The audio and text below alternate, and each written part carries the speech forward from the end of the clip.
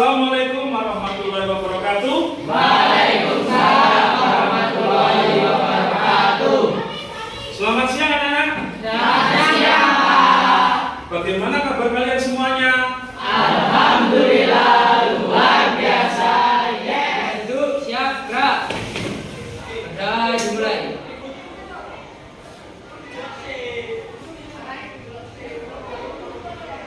Udah selesai. Sekarang saya akan mengecek kehadiran kalian. Baiklah anak-anak, siapa kira-kira yang tidak masuk hari ini? Siska, Pak. Siska. Ya. Selain Siska, Perginan. Siska nggak masuknya kenapa? Sakit, Pak. Sakit. Perginan? Izin. Oh iya. Baiklah anak-anak, untuk teman kalian yang saat ini sedang sakit, marilah kita doakan semoga cepat sembuh. Sebelum saya mengawali pembelajaran pada hari ini, tolong di sekitar tempat duduk kalian barangkali ada sampah atau kotoran, silakan diambil dan dibuang ke tempat sampah.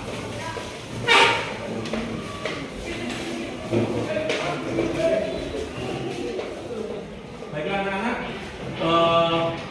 saya akan melanjutkan pembelajaran yang kemarin. Kalau kemarin materinya mengenai perubahan sosial budaya, sekarang adalah materinya globalisasi. Selanjutnya saya juga akan menyampaikan lebih dulu tentang manfaat pembelajaran. Manfaat yang pertama, dibaca Mbak, yang keras. Memperluas wawasan budaya baik, budaya dalam negeri maupun budaya luar negeri. Memperluas wawasan budaya supaya dengan adanya globalisasi kita belajar tentang itu. Manfaat yang kedua, silakan Mbak, suara yang keras. Buka pola pikir menjadi modern dan Iya, saya akan mencoba mengaitkan materi mengenai globalisasi dengan yang sebelumnya, yaitu perubahan sosial budaya. Ternyata perubahan sosial budaya itu salah satunya adalah globalisasi, atau kalau kita balik bahwa globalisasi itu adalah bagian dari perubahan sosial budaya. Tujuan pembelajaran.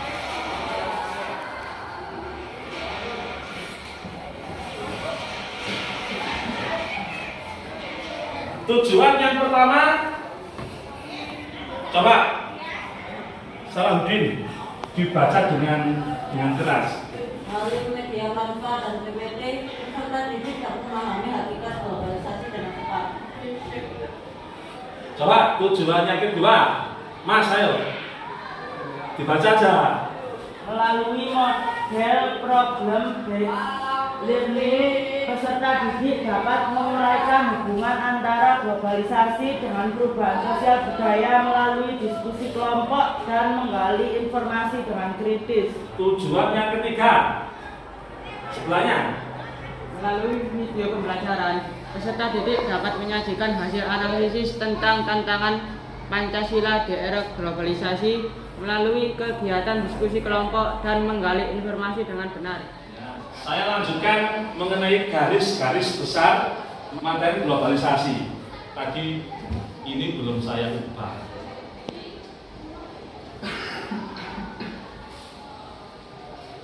Yang pertama, definisi penyebab globalisasi.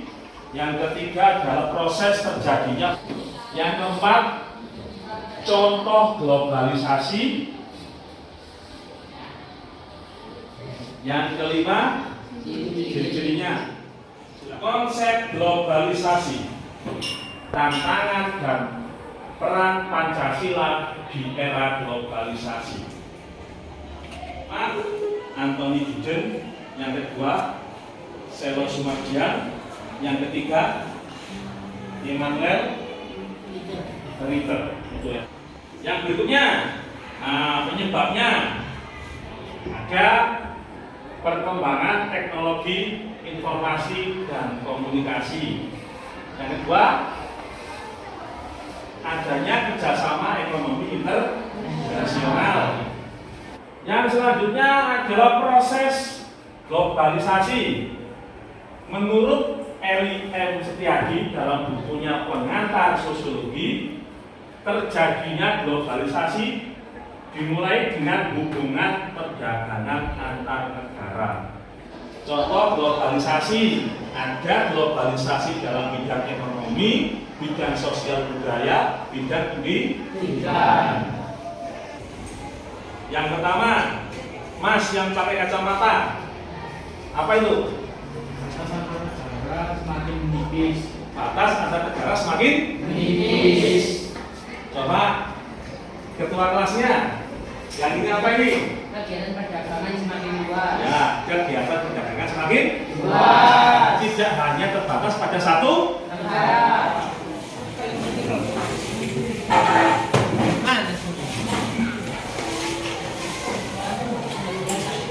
Tolong kelompokku ya Mel, kamu.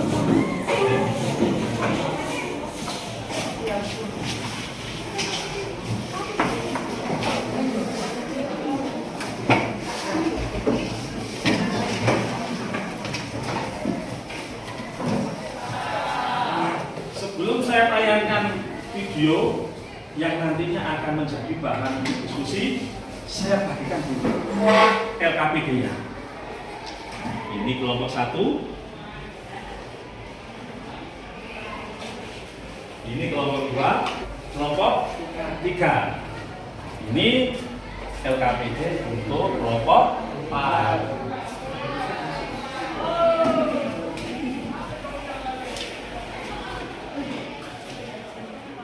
Baiklah, anak-anak, saya akan menampilkan video pembelajaran yang nantinya bisa kita gunakan untuk bahan diskusi. Globalisasi. Iya, kata yang tidak asing bagi kita.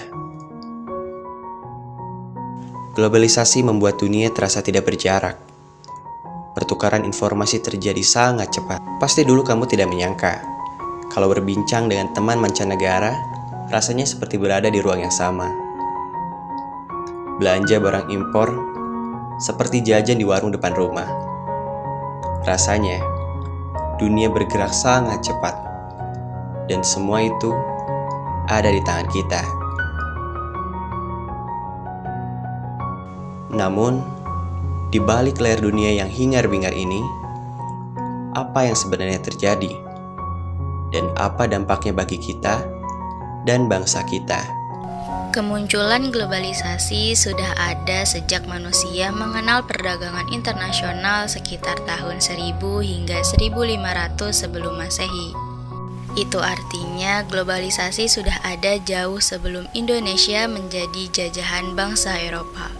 Baru pada abad ke-18, revolusi industri pertama terjadi di Inggris, di mana tenaga manusia dan hewan digantikan oleh mesin. Dan tidak berhenti sampai di situ. Tidak terasa revolusi industri kini sudah berada di tahap keempat.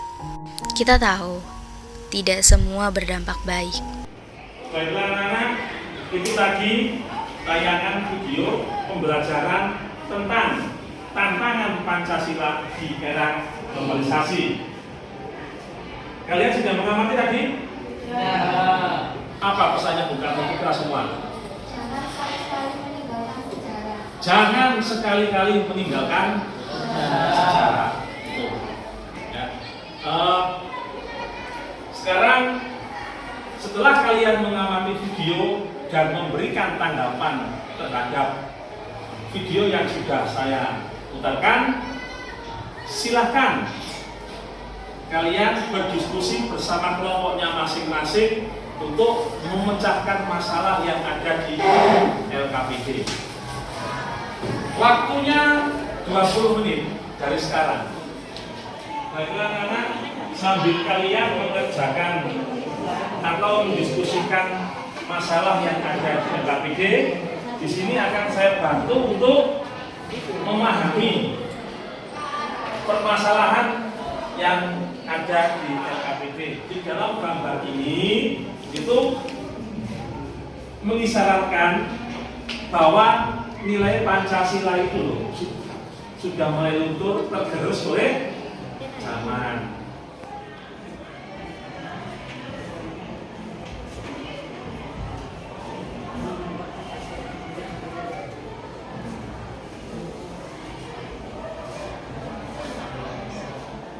Sambil mengerjakan atau mendiskusikan permasalahan di LKPD, saya menyampaikan ada penilaian untuk kegiatan ini, ada penilaian untuk kegiatan diskusi,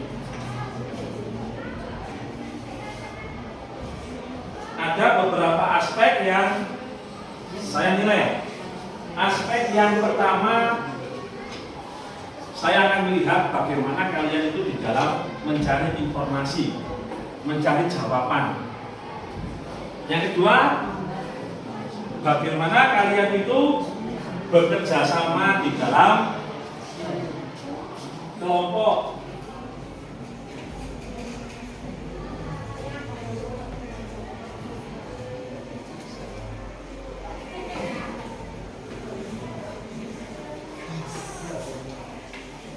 Bagaimana kelompok 3? Apa ada kesulitan? Lanjutkan. Bagaimana kelompok 4? Apakah ada kesulitan? Ya, silakan dilanjutkan. Bagaimana kelompok 1? Apakah ada kesulitan? Silakan dilanjutkan.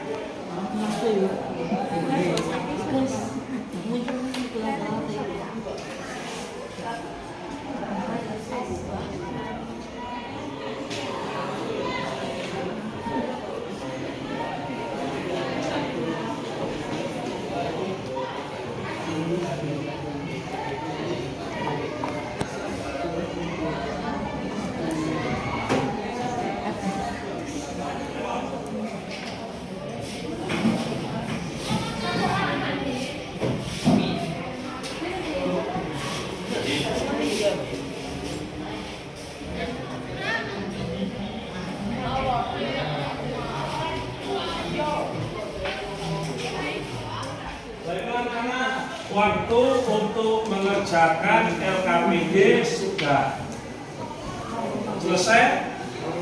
Sekarang mari kita sajikan hasil pekerjaan kalian satu persatu di depan. Soal nomor 2, jelaskan apa yang dimaksud dengan Pancasila sebagai jati diri dan alat pemersatu bangsa Indonesia.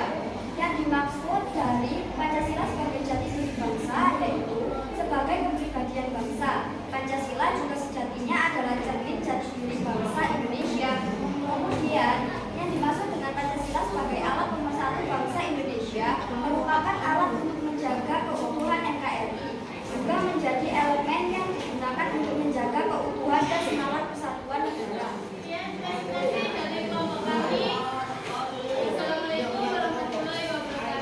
Waalaikumsalam warahmatullahi wabarakatuh.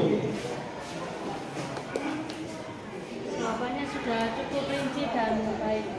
Jawabannya sudah terperinci dan baik. Dari kelompok 4, jawaban dari kelompok 1 dan dimengerti dan sangat baik. Baiklah anak, kita berikan tepuk tangan untuk pemaparan dari kelompok 1.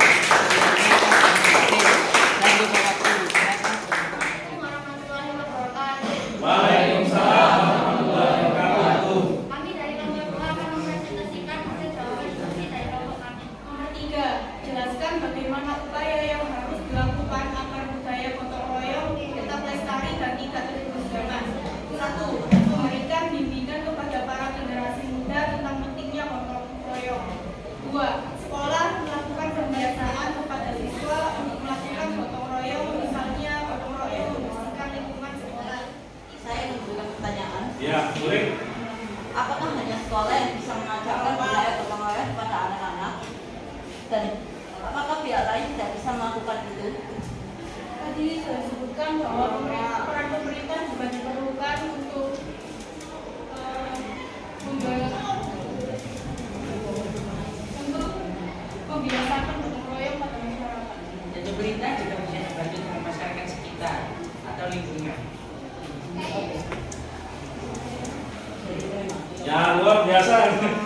Luar biasa kelompok 3 ini ya. Assalamualaikum warahmatullahi wabarakatuh. Waalaikumsalam warahmatullahi wabarakatuh. Kami akan mempresentasikan hasil dari diskusi kami. Nomor 4, jelaskan tentang Pancasila di era globalisasi. Tantangan Pancasila di era globalisasi adalah banyaknya ideologi alternatif yang mudah dijangkau oleh seluruh anak bangsa dan kurangnya efektivitas serta daya tarik pembelajaran Pancasila yang membuat Pancasila semakin runtuh. Saya memiliki pertanyaan yang ketiga.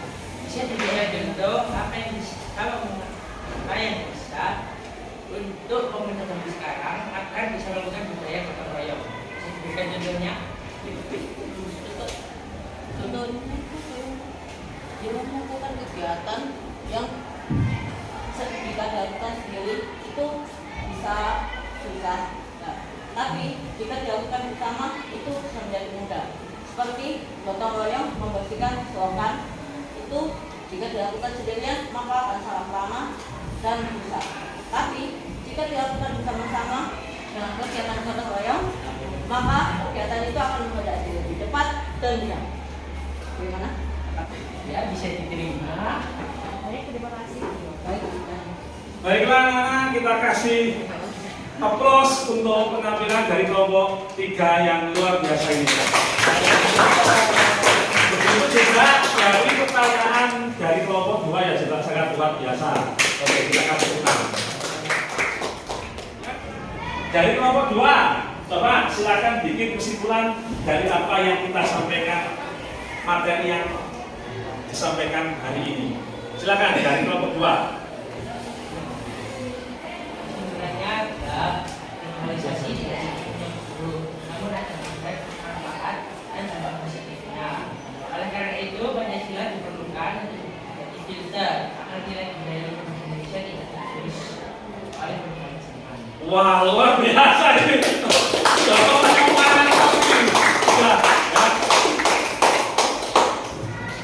Satu jawaban sudah mewakili semuanya. Sekarang kita kerjakan soal pengetahuan.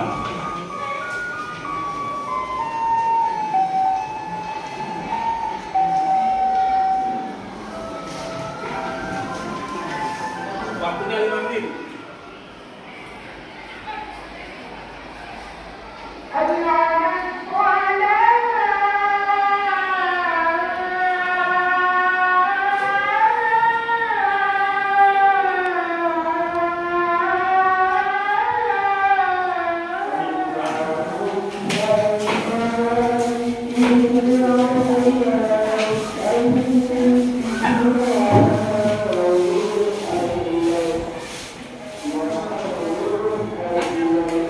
Sekarang kita memasuki kegiatan akhir, yaitu merefleksikan hasil pembelajaran pada hari ini. Dari pengetahuan Pancasila di era globalisasi dan juga manfaatnya. Untuk pertemuan yang selanjutnya minggu depan kita akan belajar bersama-sama tentang dampak globalisasi dan upaya bangsa Indonesia di dalam menghadapi globalisasi. Siap, Kak. Mulai.